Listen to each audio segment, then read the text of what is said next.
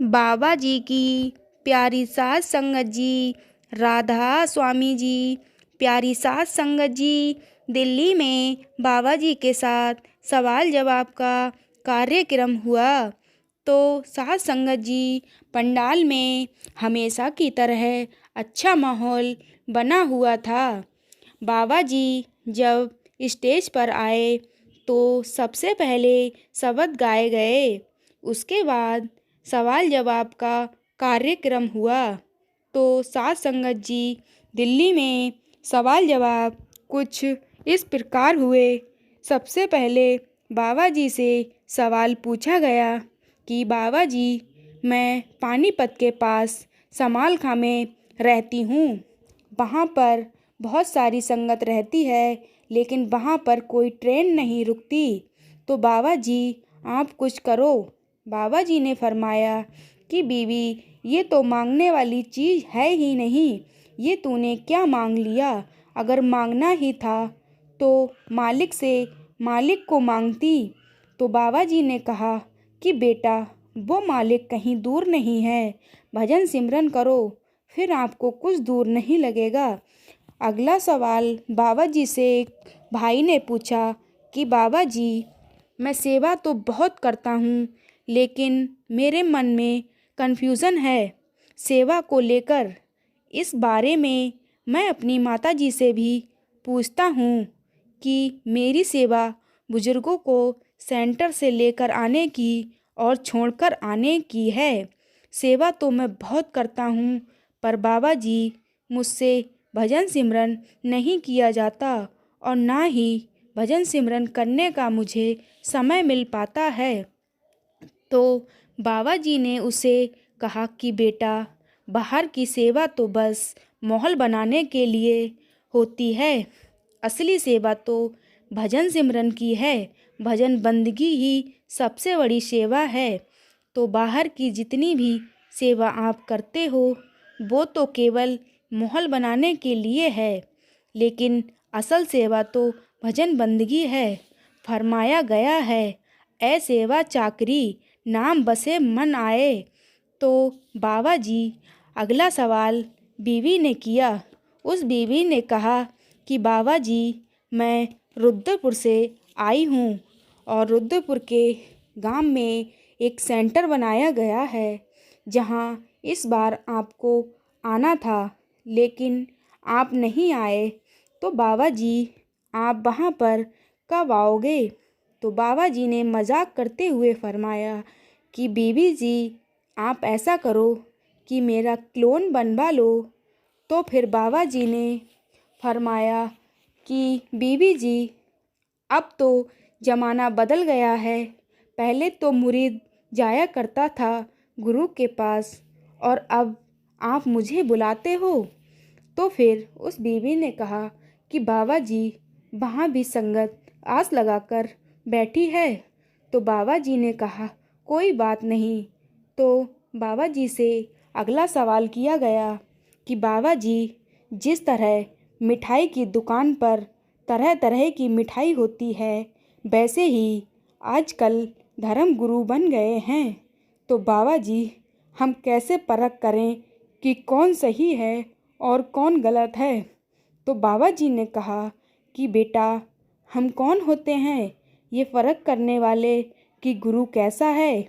ये तो वही बात हो गई कि 5 साल का बच्चा ये कह रहा है कि मैंने अपने उस्ताद का इंटरव्यू लेना है। इसलिए बेटा, हमें परखों में नहीं पड़ना चाहिए, किसी की परख नहीं करनी चाहिए। सभी का मकसद एक ही होता है।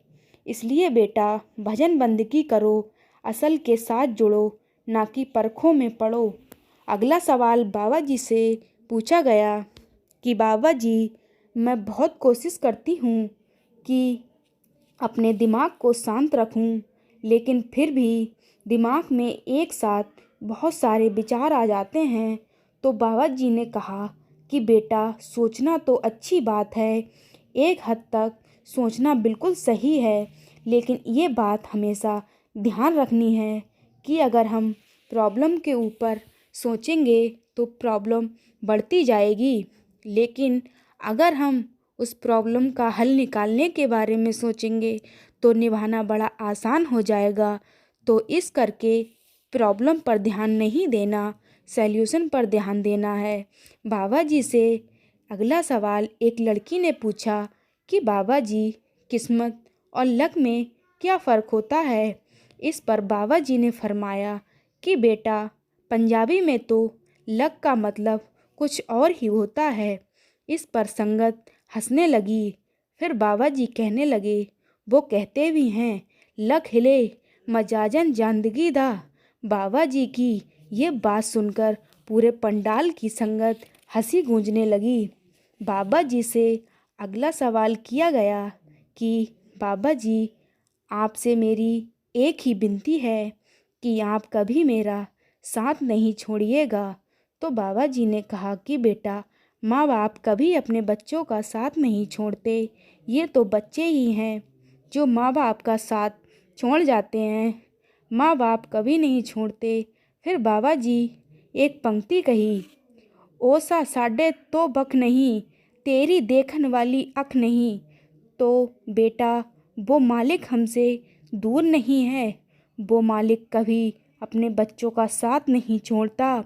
फिर बाबा जी से अगला प्रश्न एक भाई ने किया कि बाबा जी, मैं सेवा में ड्राइविंग का काम करता हूँ और संगत का मुझे बहुत प्यार भी मिलता है।